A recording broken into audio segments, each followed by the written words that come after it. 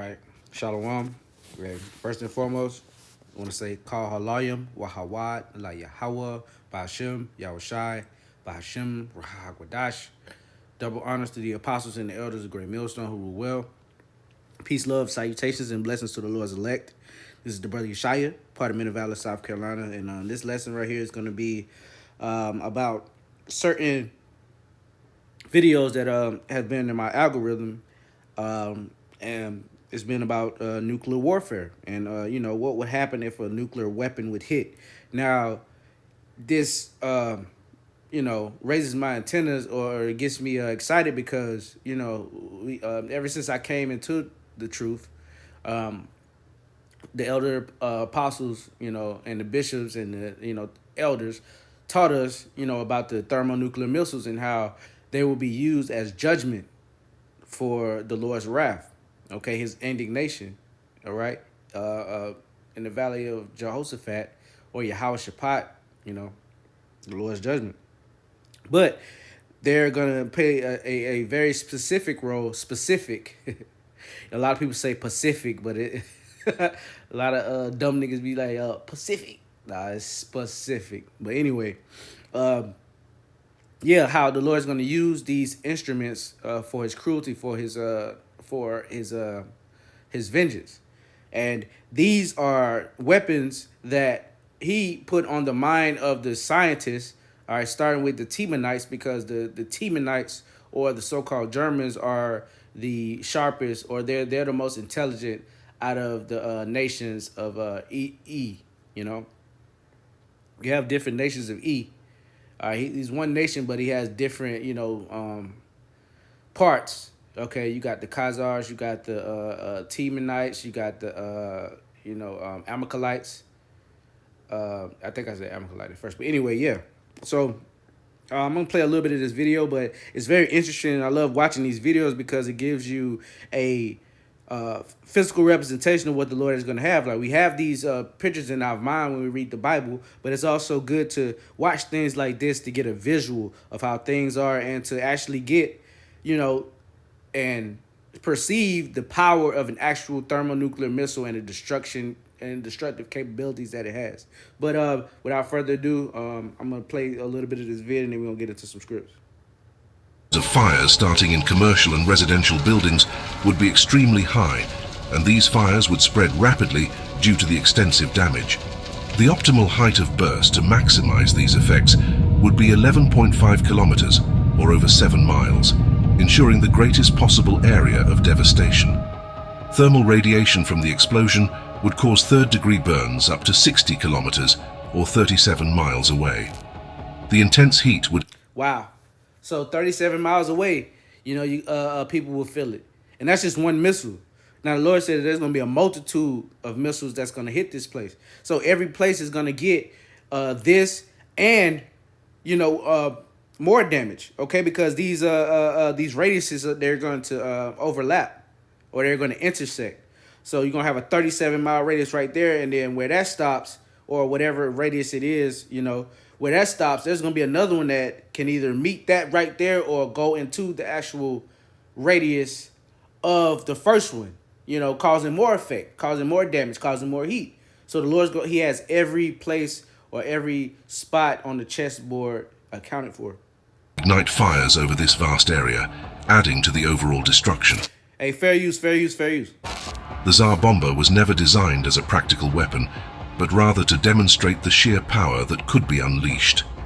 Some experts believe that the higher end of the yield range for the Satan II missile reaches 50 megatons, exactly the yield of the Tsar Bomba. See, there you go, the 70, that's Satan II. Making this scenario even more terrifying. Since the Tsar Bomba could be seen from as far as Norway, a nuclear weapon with a 50 megaton energy detonation over New York City would be visible all the way to Columbia, South Carolina, and would shatter windows across Tennessee. And when I saw this, I was like, whoa, because, we have brothers in New York, brothers in Jersey. And when this played, they mentioned, of course, it's the capital city in South Carolina, but they mentioned it. And me and the brothers pushed down here. You got the Millens brothers, they come up here and they push. You got the elder, he's in the beach, though. That's like 2 hours away. It's like in the low country. But, it's still saying that we will be able to see a nuclear blast from that hit New York from all the way down in South Carolina. And then it's going to say, Kentucky, Indiana, Michigan, and up north reaching so if a thermonuclear blast was to happen in New York, it would break the windows of people in Kentucky, Tennessee, Indiana, Chicago. I mean, not Chicago. Grand Rapids, Michigan. Come on, man. Oh man, the Lord is cold, man. Quebec, Canada. This is the power of just a single nuclear weapon with a 50 megaton explosion. Witnessing such a terrifying scenario over New York City would certainly mean the end of civilization as we know it, as the retaliation response would trigger a global nuclear war, leading to unimaginable destruction and loss of life. That's right, and that's definitely what's going to happen. Scientists who wrote that original nuclear winter paper with Carl Sagan back in 1983, and his name is Professor Brian Toon, and he spent the decades since working with the state-of-the-art climate modeling systems that can now precisely tell us what nuclear winter will look like. Because I've always thought, you know what, nuclear war wouldn't be that bad. If, you know, Russia launched 1,000 of their nuclear bombs at the United States and I was here in New York where I am now, I would die instantly, so I wouldn't really know it had happened. And that's the thing. See, when the lake of fire happens, the Lord's going to keep you alive to feel all that. It's going to be a spiritual pain. All right, we all have experienced a physical pain, but not a lot of us have experienced a spiritual pain. Now, I remember, you know, the Elder Kazak and a couple other brothers, you know, that's real deep in the spirit. They said that they, when they got attacked by, you know, demons in their sleep, some of them felt spiritual pain. I remember Elder Kazak said he felt like they were shooting lasers or fire or something at him, which was, you know, crazy. But anyway, the majority of us have not felt spiritual pain. So that spiritual pain is going to be in the form of fire, and it's going to really hurt. It says there should be weeping and gnashing of teeth. Is that true? I think you would want to die instantly. I mean, there's a quote from Nikita Khrushchev, the former premier of the Soviet Union, and he said, after nuclear war, the survivors would envy the dead. Because there is, right?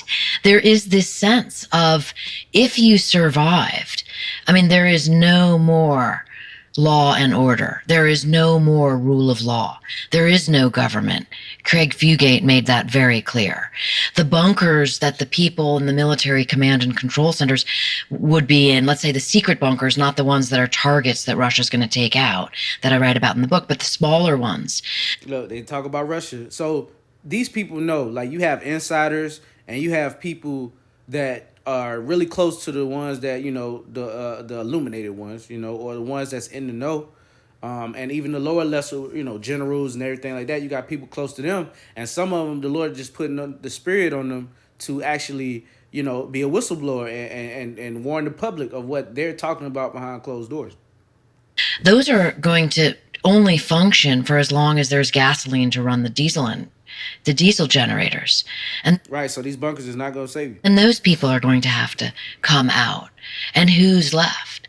It's man returning to the most primal, most violent state as people fight over the tiny resources that remain. And by the way, they're all malnourished. Everybody's sick. And most people have lost everything and everyone they know. How's that going to feel? It's going to feel, as you describe here on page 277, there are 1,000 flashes of light superheating the air in each ground zero to 180 million degrees Fahrenheit, 1,000 fireballs, each more than a mile in diameter. Hey, and the Lord, in the scriptures, it says that His Spirit is going to be in that fire too. So ain't no telling how hot that fire is going to be, and He's going to keep people alive, because the scriptures say forever. All right. Now that's just a time frame. It means a very long time, or you know, what the Lord operates outside of the constraints of time. So He can say forever and ever, and it's still numbered or measured to Him. Because in our minds, because we die at a certain age, so we have a time frame or a constraint of time. So, you know, yeah. 1,000 steeply fronted blast waves, 1,000 walls of compressed air, 1,000 American cities and towns where all where all engineered structures in 5, 6, or 7 miles radius change physical shapes, collapse, and burn. 1,000 cities and towns with molten asphalt streets. 1,000 cities and towns with survivors impaled to death by flying debris. 1,000 cities and towns filled with tens of millions of dead people, with tens of millions of unfortunate survivors suffering fatal third-degree burns. People naked, tattered, bleeding, and suffocating. People who don't look or act like people anymore. Wrote a paper for Nature. So yeah, that's it on that. But yeah, and also in that first video, I would implore brothers to watch. Basically, that those thermonuclear missiles, they set off a chain of unquenchable fires. So the Lord said He's gonna have this place burning. Literally, it's a memorial, pretty much. All right, of the wickedness that E has done.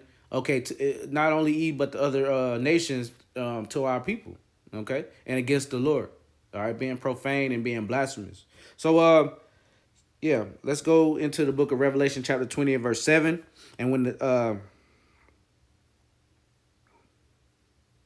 verse 10, and the devil that deceived them was cast into the lake of fire and brimstone, where the beast and the false prophet are, and shall be tormented day and night forever and ever. So that goes into what I was saying. The guy, he was so smug about it, like, yeah, because the ultimate punishment for receiving that micro C-hip is the lake of fire, as the scriptures say in Revelation, the 14th chapter. Okay, so so he's basically, if I was to read that to him, he would be like, okay, well, he's gonna still take the micro C-hip, but then go into the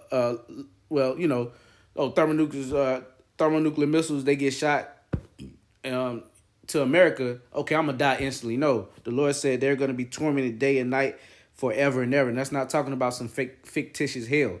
It's gonna be a hell, okay, because hell is a condition, but hell is not Dante's Inferno. You burn in the earth for, thousands of for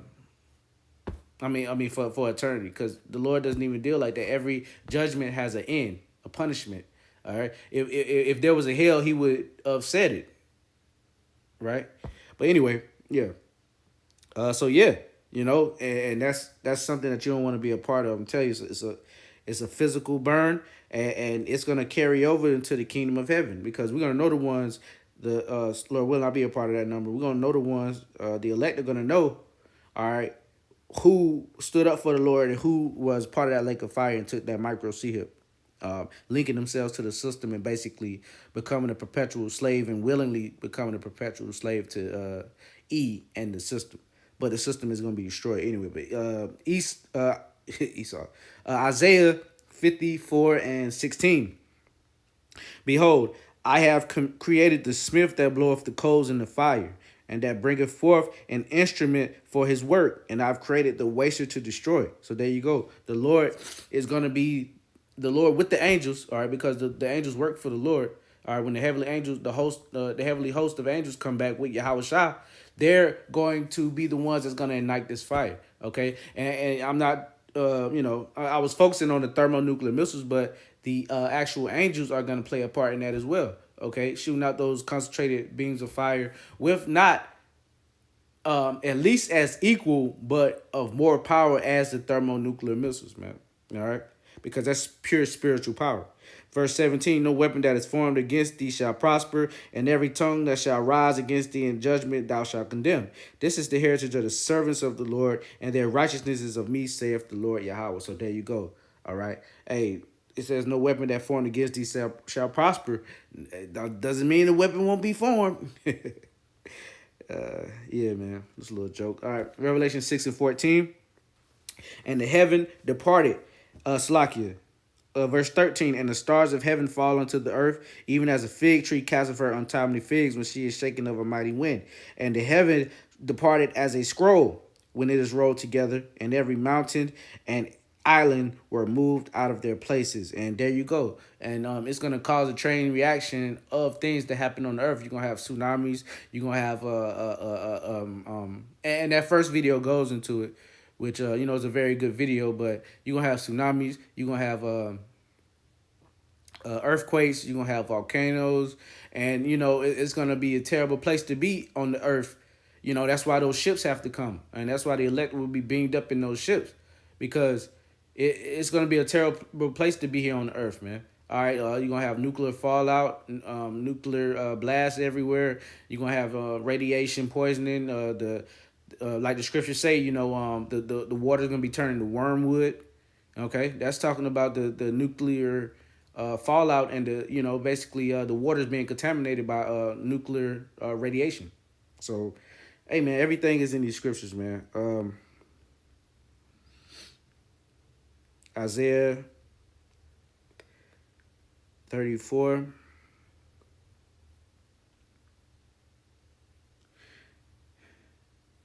Yeah. I started at the top. Come near, ye nations, to hear, and hearken, ye people. Let the earth hear, and all that is therein, the world and all things that come forth of it. For the indignation of the Lord is upon all nations, and his fury upon all their armies. He hath utterly destroyed them. He hath delivered them to the slaughter. So there you go. The Lord's righteous anger is upon all of the nations. All right, these nations are going to come around about. They're going to meet in the valley of Jehoshaphat. Okay, Yahweh Shaphat over there in the Middle East, but also they're going to have their eyes on America, because the scriptures, like I'm going to bring out later, says that they shall hate the whore and burn her with fire. All right. Verse 3, their slain also shall be cast out, and their stink shall come up out of their carcasses, and the mountains shall be melted with their blood, right? And all the host of heaven shall be dissolved, and the heavens shall be rolled together as a scroll, and all their hosts fall down as a leaf falleth off of the vine, and off of a falling fig from the fig tree. So there you go. That's that verbiage again. That's that of the fig tree. Okay, and figs are heavy, man. Figs have weight. So those missiles they weigh. I forgot how many talents the scriptures say. All right, those warheads are heavy, man. All right. So since I'm here, the brother always brings this out. Then that's how you know that this third nuclear war is going to be, this third world's war is going to be a nuclear war. Isaiah 9:5, for every battle of the warriors is with, for every battle of the warrior is with confused noise and garments rolled in blood. But this shall be with burning and fuel of fire. Okay, so it's not going to be a conventional, fisticuffs, man on man, swords clanking, screaming and all that. This is going to be a nuclear war. Okay, missiles, thermonuclear missiles, bombs, and all that. All right, but the icing on the cake is the thermonuclear missiles. All right. We go to the book of 2nd Ezra, chapter 16, and verse 6. Chapter 16 and verse 15. The fire is kindled and shall not be put out till it consume the foundation of the earth. Like as an arrow which is shot of a mighty archer returneth not backward, even so the plagues that shall be sent upon earth shall not return again. Amen. So the Lord's gonna burn this place, man. Okay, and it says the arrow. Okay, because the verbiage that Isaiah used, that certain prophets used, John the Baptist as well, heavens rolled as a scroll, right? They were subject to words that they were available, that was available then. So before the inception of thermonuclear missile, mushroom cloud, before English, because that's English words, right? All right, before that, they had their own verbiage, man. So when you look at these thermonuclear missiles, they have a silo, which is basically the casing or the protection that they come out of. All right, they're shaped as an arrow. Okay, I forgot what they call it on the arrows. But they're used to steer the arrow. They have the same, pretty much. They have similar nomenclature. So that's what the prophets, they were likening the thermonuclear missiles to. All right, whatever they saw fit, as far as what they had available to use at that time, as far as verbiage. Yeah, I'm gonna go up. Yep. Verse 4. A fire is sent among you, and who may quench it? And that's how you know that it's talking about thermonuclear missiles when it talks about arrows. Plagues are sent to you, and it's a plague too. And what is he that may drive them away? May any man drive away a hungry lion in the wood, or may any one quench the fire in stubble when it have begun to burn? May one turn again the arrow that is shot of a strong archer. The mighty Lord sendeth the plagues, and who is he that can drive them away? A fire shall go forth from his wrath, and who is he that may quench it? Okay, so hey, these thermonuclear missiles are gonna go off from the ends of heaven. Nobody's gonna be able to stop it. There's not gonna be a damn defense system that will be able to stop this, man, because the Lord has ordained it. Revelation 17 and 16. And the 10 horns, the NATO EU, which thou sawest upon the beast. Okay, so the beast is NATO, 10 horns is the EU. All right. These shall hate the whore, and shall make her desolate and naked, and shall eat her with flesh and burn her with fire. So even, because the NATO and the EU make up the beast and the horns, right? The horde that rise upon the NATO and the EU, okay, or is the focal point or the so-called head or the leader, because they call all the shots, okay, and that conglomerate is America. And they're going to turn against it. And they even said that their mother shall be sore confounded. I think it's in the same chapter. Their mother shall be sore confounded. And their mother is none other than Great Britain. Yeah. But anyway, I'm going to end it with this one. Revelation 15 and verse 1, because, I say all this, but I don't want to get people down.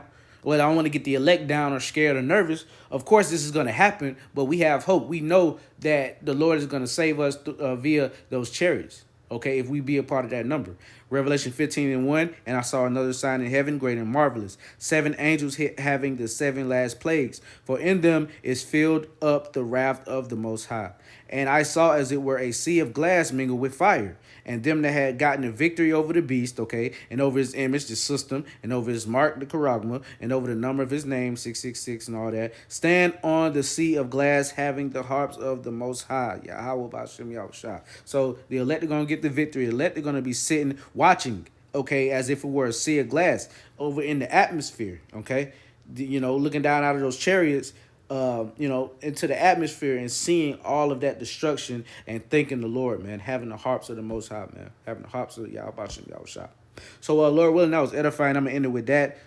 Give our praises to Yahweh Ba'Shem Yahushua, Ba'Shem Rekah HaKodash.